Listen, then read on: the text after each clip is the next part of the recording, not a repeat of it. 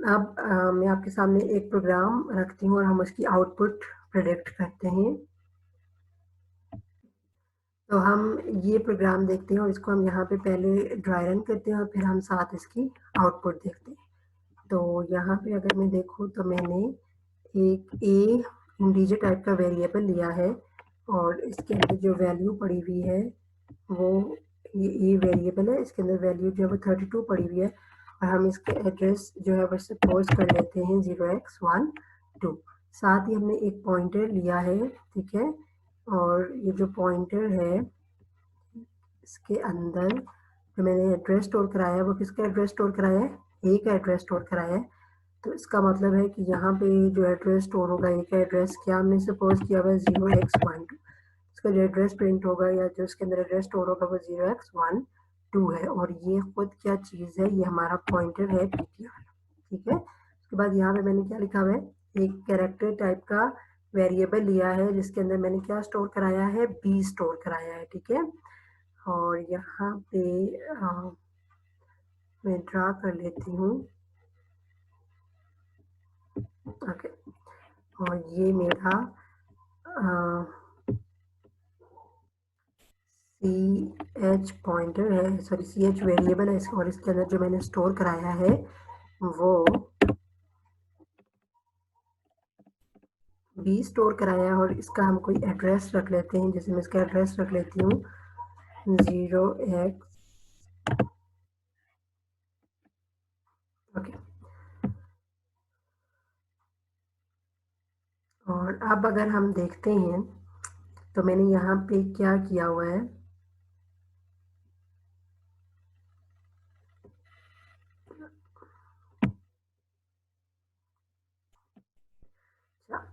यहाँ पे मैं इसको रेफरेंस वेरिएबल बना लेती हूँ, ठीक है। और यहाँ पे मैंने क्या किया हुआ है कि ये एक रेफरेंस वेरिएबल बनाया हुआ है, यानी इसको आप ऐसे भी लिख सकते हैं, सही। ये मैंने एक रेफरेंस वेरिएबल बनाया हुआ है, तो इसका क्या मतलब है, जो रेफरेंस वेरिएबल होता है वो एग्जैक्टली किसके एड्रेस को रेफर कर रहा होता है, सी एच के। इसका मतलब ये है कि ये इसी ये जो 0x16 है इसी के हमने क्या कहा था पीछे कि इसके दो नाम हैं, एक सी एच नाम है इसका और दूसरा इसका सी एच ओ नाम, ठीक है, ओके। अब मैंने क्या किया, C H O plus equals to A, इसका क्या मतलब है, C H O is equals to C H O plus A. तो पहले इसके अंदर जो वैल्यू पड़ी हुई है वो क्या पड़ी हुई है, बी, और बी की जो आस्की वैल्यू होती है वो क्या होती है, कैपिटल बी की जो आस्की वैल्यू होती है वो क्या होती है 66 प्लस, और जो हमारे पास स्मॉल ए है उसकी जो वैल्यू होती है वो क्या होती है 97, ठीक है। तो जब इसके अंदर 97 ऐड होगा तो हमारे पास क्या आंसर आएगा इसका, ओके। सॉरी, यहाँ पे हमने इसके अंदर क्या ऐड किया है, ए ऐड किया है और ए क्या था, इंटीजर टाइप का वेरिएबल है जिसकी वैल्यू क्या है 32। तो इसका मतलब ये है कि सी एच ओ के अंदर क्या पड़ा है, बी, और बी की जो आज की वैल्यू होती है वो क्या होती है 66। तो इसका मतलब है कि हमारे जो 66 है इसके अंदर क्या ऐड होगा, 32 ऐड होगा, तो वैल्यू क्या आती है 98, ठीक है। तो इसका मतलब ये है कि यहाँ पे जो वैल्यू आ गई है वो क्या आ गई है 98, और 98 जो होती है वो आज की वैल्यू होती है स्मॉल बी की, ठीक है। तो इसका मतलब है कि यहाँ पे हमारे पास क्या स्टोर हो जाएगा, स्मॉल बी स्टोर हो जाएगा, ओके। और उसके बाद मैंने क्या किया, लिखा static PTR is equals to static PTR plus C H, ठीक है।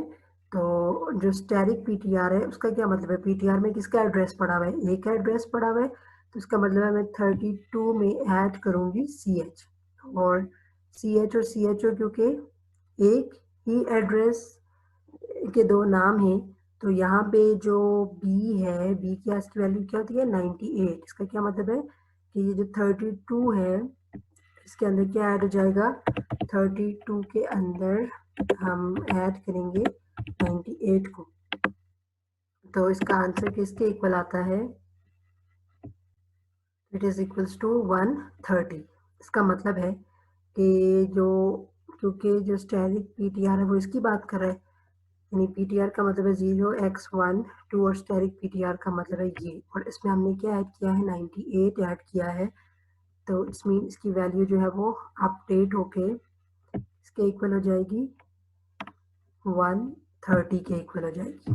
ठीक है, तो यहाँ पे क्या आ गया है 130।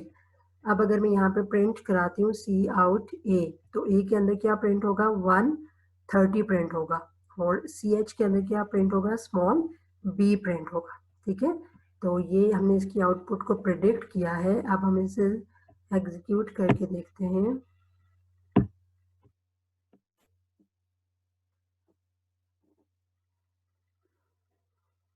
देखिए, सबसे पहले हमने किसको प्रिंट कराया हुआ है, ए को प्रिंट कराया, और ए की वैल्यू अपडेट होकर क्या हो चुकी है 130। उसके बाद हमने सी एच को प्रिंट कराया है, और सी एच की वैल्यू अपडेट होकर क्या हो चुकी है बी।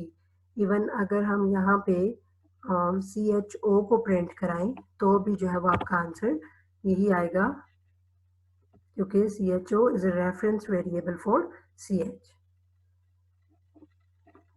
क्लियर? ओके। अब हम देखते हैं कि डबल पॉइंटर्स क्या होते हैं, और हम एक प्रोग्राम के थ्रू डबल पॉइंटर्स को समझने की कोशिश करते हैं।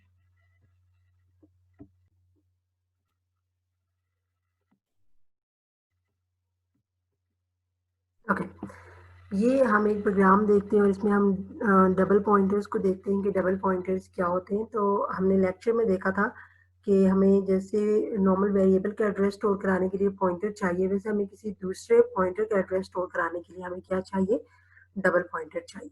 ठीक है, तो अगर हम इस प्रोग्राम को देखें और इसके आउटपुट को प्रेडिक्ट करें, तो यहाँ पे भी अगेन मेरे पास सबसे पहले एक वेरिएबल है ए, एक मेरे पास पॉइंटर है ptr1, और एक मेरे पास पॉइंटर है ptr, और एक मेरे पास वेरिएबल है b।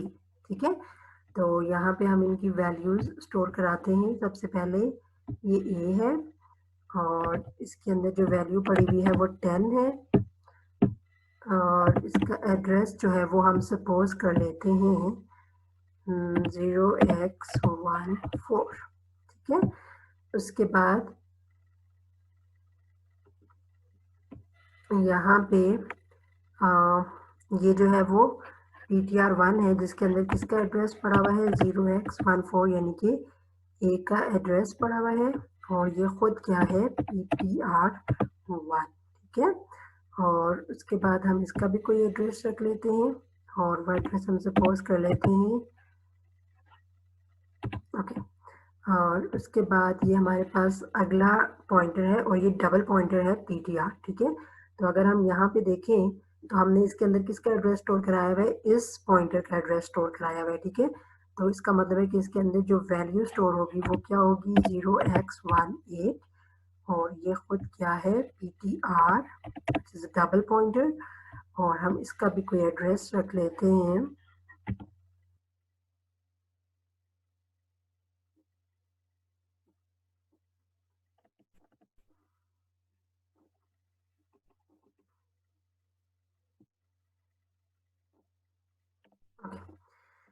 और उसके बाद ये हमारा वेरिएबल है b, जिसके अंदर क्या वैल्यू पड़ी हुई है 5 वैल्यू पड़ी हुई है। इसका नाम है b, और इसका जो एड्रेस है वो हम रख लेते हैं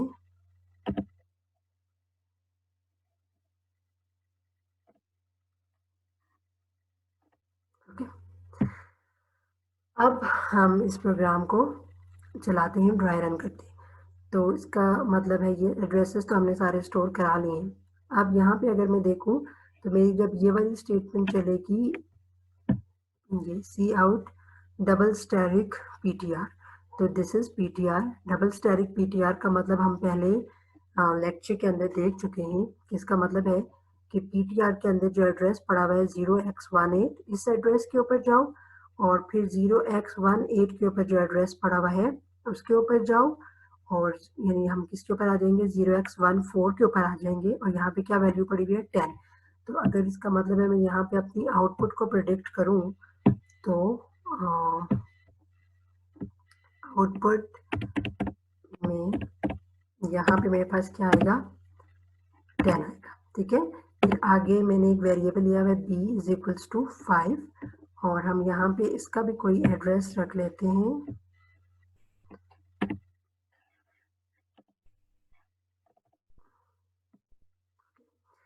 और यहाँ पे मैंने क्या किया है ptr1 is equals to address of b, यानी ये जो ptr1 है इसके अंदर जो पहले एक एड्रेस पड़ा हुआ था, अब मैंने एक एड्रेस के बजाय इसके अंदर किसका एड्रेस स्टोर कराया है, यहाँ पे मैंने b का एड्रेस स्टोर कराया और b का एड्रेस क्या है 0x25, ठीक है। तो इसका मतलब अब जो है वो ptr के अंदर कौन सा एड्रेस स्टोर हो जाएगा 0x25 विच इज जो कि एड्रेस है किसका b का एड्रेस है, ठीक है। अब जब मैं यहाँ पे स्टेटमेंट लिखूंगी सी आउट डबल स्टैटिक ptr, तो इसका क्या मतलब है, ठीक है। इसका मतलब ये है कि ptr का मतलब तो ये है, जो डबल स्टैटिक ptr है इसका मतलब ये है कि आपने 0x18 एड्रेस के ऊपर जाना है, तो हम 0x18 एड्रेस के ऊपर जाएंगे क्योंकि डबल स्टैटिक है, तो फिर इसके अंदर जो एड्रेस पड़ा हुआ है उसके ऊपर भी जाना है। तो इसके अंदर अब कौन सा एड्रेस पड़ा हुआ है 0x25, इसका मतलब हम कौन से इस एड्रेस के ऊपर आ जाएंगे और यहाँ पे इस एड्रेस के ऊपर क्या वैल्यू स्टोर है 5, तो क्या प्रिंट हो जाएगा 5 प्रिंट हो जाएगा, ठीक है। और अगर हम यहाँ यानी कि हमारी जो आउटपुट आएगी वो आएगी 10 और 5, ठीक है। अगर हम इस प्रोग्राम को एग्जीक्यूट करें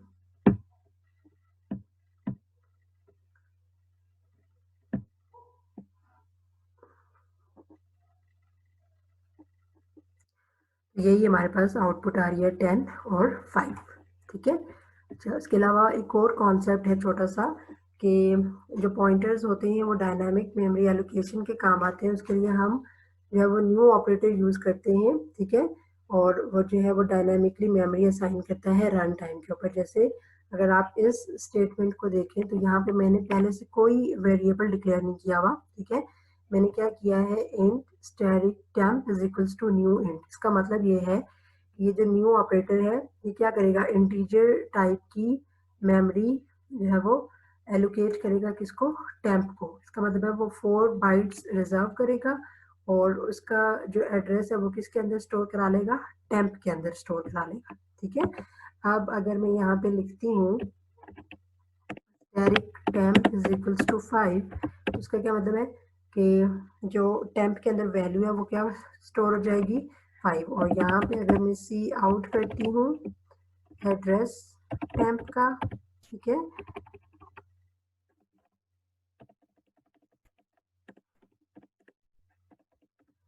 यहाँ पे हम टेम्प का एड्रेस प्रिंट करा लेते हैं और साथ ही हम टेम्प की वैल्यू भी प्रिंट करा लेते हैं, ठीक है।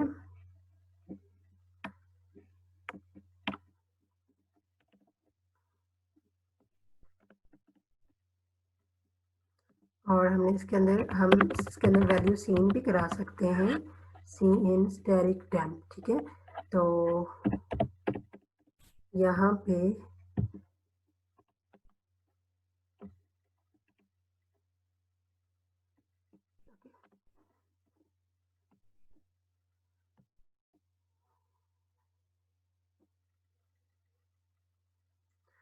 देखिए यहाँ पे इसने क्या किया है कि एक इंटीजर टाइप की जो है वो मेमोरी रिजर्व की है और उसका एड्रेस किसके अंदर स्टोर कराया है टेम्प। यहाँ पे मैंने लिखा है टेम्प, तो मेरे पास जो उसने एड्रेस उसको दिया है न्यू ऑपरेटर ने वो एड्रेस प्रिंट हुआ है और स्टैटिक टेम्प के थ्रू उस एड्रेस के ऊपर जो मैंने वैल्यू स्टोर कराई है वो प्रिंट हुई है। इसका मतलब है कि हम न्यू ऑपरेटर यूज़ करते हैं डायनामिक मेमोरी एलोकेशन के लिए, ठीक है।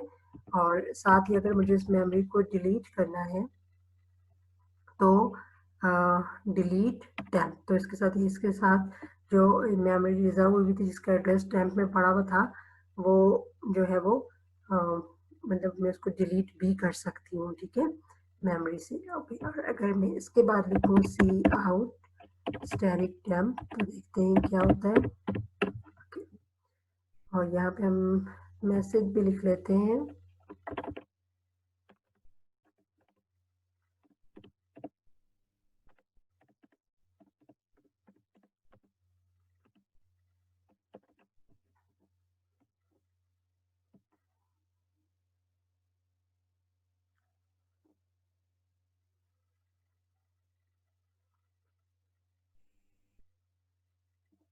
तो देखिए अब आपका जो टेम्प है उसके अंदर 5 नहीं पड़ा हुआ, बल्कि वो कोई गार्बेज वैल्यू जो है वो उसे प्रिंट करा रहा है, ठीक है।